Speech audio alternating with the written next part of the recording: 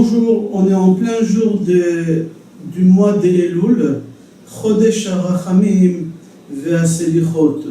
Le tour, il pose la question, pourquoi on doit sonner le shofar pendant les 30 jours du mois d'Elul?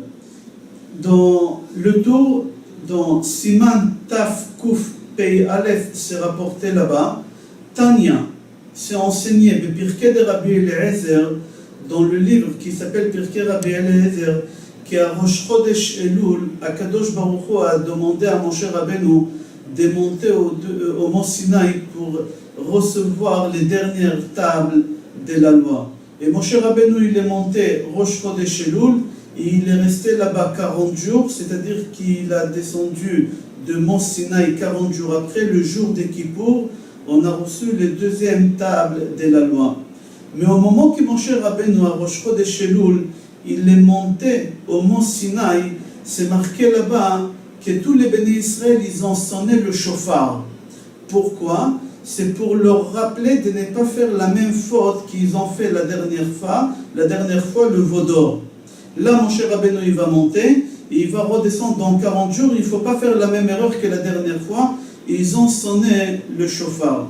Et grâce à cette sonnerie de shofar, le nom de Akadosh Baruch Hu, il est devenu beaucoup plus important, comme il est dit, Ala Elohim betroa Adonai bekol shofar.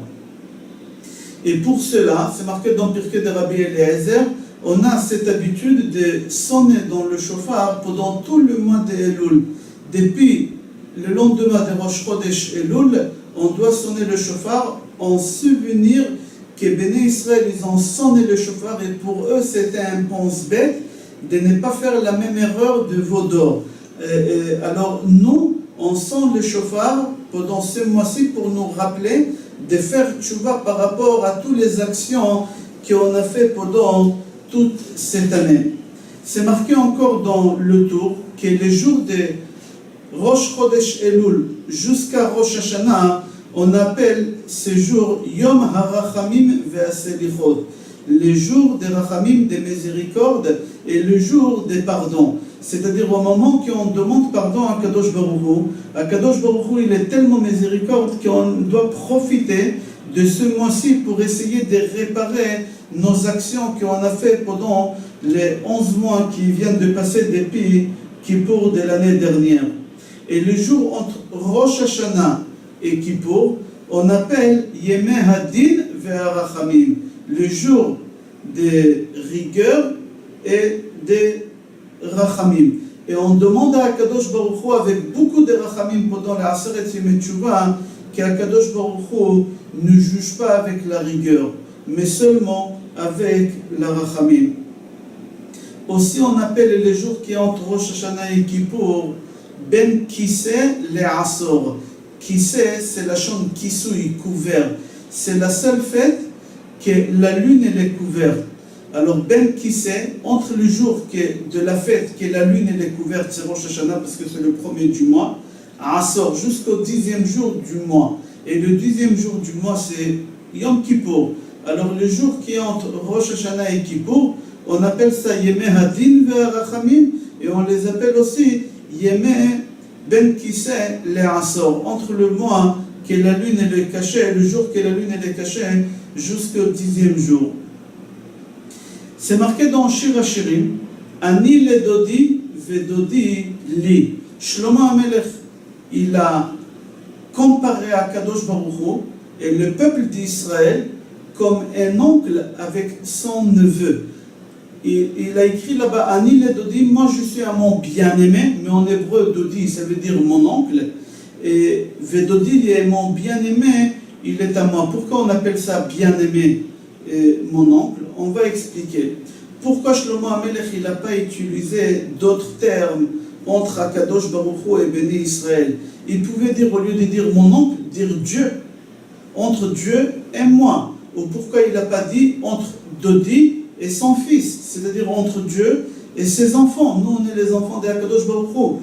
Pourquoi Shlomo HaMelech, il n'a pas utilisé les termes des familles beaucoup plus proches que oncle?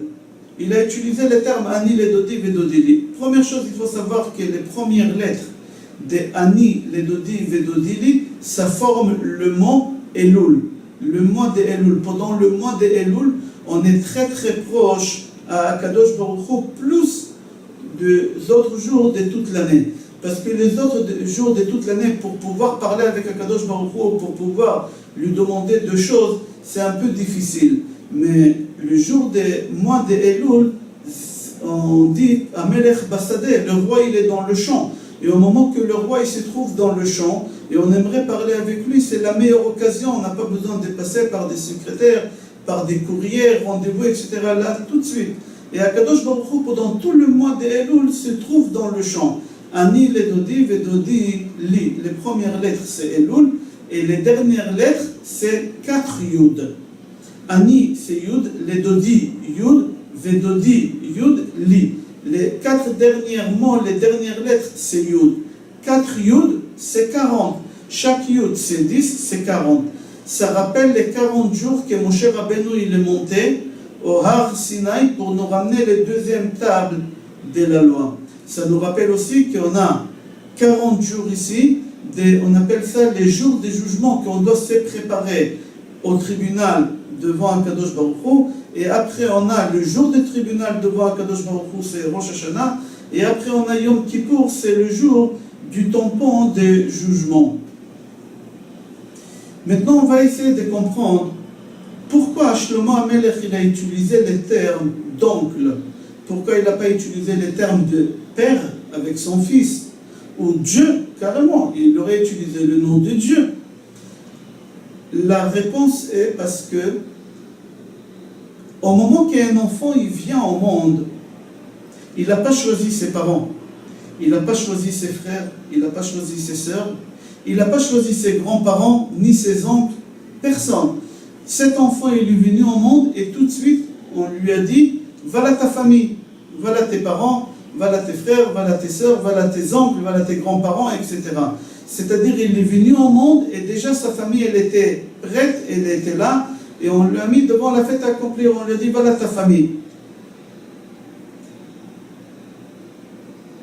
Il y a quelque chose d'autre qu'on peut ne pas le choisir et on peut aussi le choisir. La chose qu'on ne peut pas choisir, c'est sa famille, c'est ses parents, ses frères, ses sœurs, etc., comme on a dit. Il y a quelque chose qu'on peut choisir, c'est quoi? C'est sa femme. Quelqu'un, au moment qu'il veut rencontrer une femme, il doit la chercher. Après qu'il a cherché, il doit fixer une date pour les fiançailles. Après qu'il a fixé une date de fiançailles, il doit fixer une date de mariage. Après, ils vont construire une famille ensemble. Ça prend des années pour tisser des liens entre ces deux personnes qui sont étranges l'un à l'autre. C'est-à-dire que l'homme, il a choisi la femme et la femme, il a choisi l'homme. Alors, on a vu que l'enfant, il ne peut pas choisir ses parents, mais ici, un couple, il peut choisir un à l'autre. Alors, il y a des avantages et il y a des inconvénients dans ça. C'est quoi les avantages et les inconvénients? La chose est comme ça. Tout d'abord, on va commencer par les avantages. Moi, je n'ai pas choisi mon père. Je suis venu au monde et on m'a mis devant la fête accomplie. On m'a dit, voilà tes parents, c'est tes parents. Maintenant, si mon père il fait quelque chose que je n'ai plus envie que ce soit mon père, est-ce que je peux dire à mon père, je divorce de toi, je me détache de toi?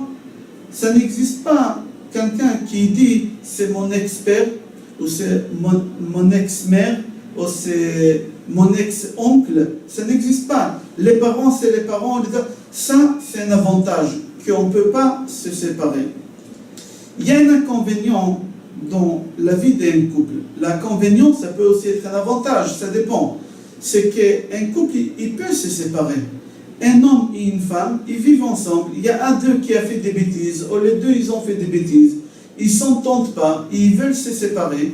Alors il y a un guet. Au moment qu'on a fait un guet, on se sépare. On peut dire c'est mon ex-femme, c'est mon ex-mari, etc.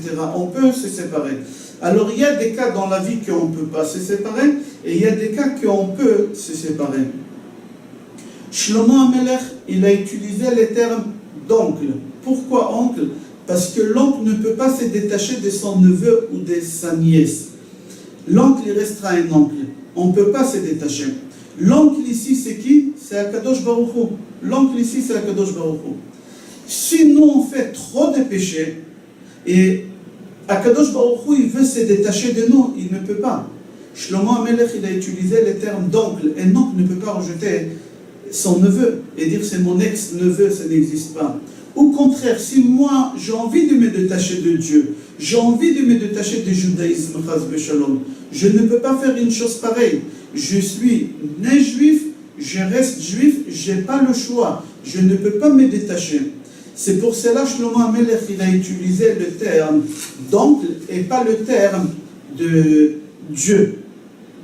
Pourquoi? Pour dire qu'on est tellement attaché qu'on ne peut plus jamais se séparer. Pardon, c'est pour ça qu'il n'a pas utilisé le terme mari et femme. D'accord? Parce qu'eux, ils peuvent se séparer. Mais lui, il a utilisé le terme des personnes qui ne peuvent pas se séparer. Donc, maintenant, certainement, vous vous posez la question, pourquoi il n'a pas utilisé le mot père? Pourquoi il est parti jusqu'à l'oncle? Pourquoi pas père et son fils? Ça aurait été beaucoup mieux. Mais il y a une différence entre un père et un oncle. Prenez un enfant de 7 ans, 8 ans, vous lui posez la question, il faut qu'il soit franc. Qu'est-ce que tu préfères, ton père ou ton oncle? L'enfant, il va répondre, je préfère mon oncle. Pourquoi? Parce que le papa, il punit. Des fois, le papa, il donne un fessé. Mais l'oncle, c'est le contraire. L'oncle, il est toujours là à dire qu'est de mon gentil, à donner des cadeaux, à faire des câlins. C'est pas la même chose. Alors l'enfant, il est beaucoup plus attiré vers l'oncle que vers le père. C'est pour ça que Shlomo HaMelech, il a utilisé le terme d'oncle et pas de père, que même le père, on ne peut pas se détacher. Mais on est plus attaché avec un oncle qu'avec un père. C'est marqué dans le Zohar HaKadosh que dans le pasuk Ani le Dodi Vedodili, mais le Zohar HaKadosh, il continue ce pasuk. Il ne s'est pas arrêté comme je me suis arrêté, Ani le Dodi Vedodili Elul. Lui, il continue, le pasuk qui dit Aroe Bashoshanim. Qu'est-ce que ça veut dire ça, Aroe Bashoshanim? Il faut savoir que Shoshanim, c'est des roses. Mais il faut savoir que les roses d'aujourd'hui, ce n'est pas les vraies roses qu'on avait à l'époque de Talmud, qu'on avait à l'époque de Shlomo HaMelech. Les roses d'aujourd'hui, en hébreu, on appelle ça Vered. Shoshana, ça n'existe pas. Shoshana, c'est rose, ça n'existe pas. Aujourd'hui, tout est fait artificiellement. La vraie Shoshana, la vraie rose, qu'on parle d'elle dans Shir HaShirim, qu'on parle d'elle dans le Talmud, que le Zohar rapporte, la rose, elle est de 13 pétales. Une rose aujourd'hui, vous ne pouvez pas trouver une rose à 13 pétales. Mais ici, le pasuk dit Ani le Dodi Vedodili Haroe Bashoshanim. C'est-à-dire quoi Haroe Bashoshanim, qui se trouve parmi les roses?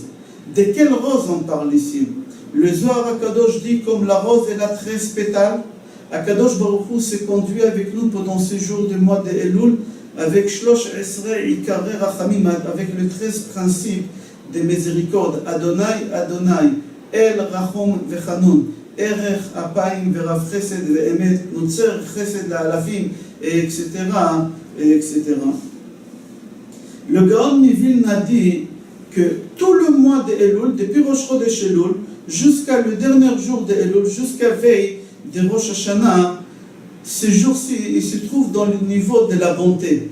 Certes, miséricorde, mais aussi la bonté. Pourquoi il dit la bonté? Parce qu'il n'y a pas la rigueur. Pendant les 30 jours, la rigueur n'existe pas dans le monde. Et c'est pour cela, c'est un mois spécial, on doit profiter à demander à Kadosh Baruch Hu le pardon par rapport à toutes nos actions qu'on a fait au long de toute cette année.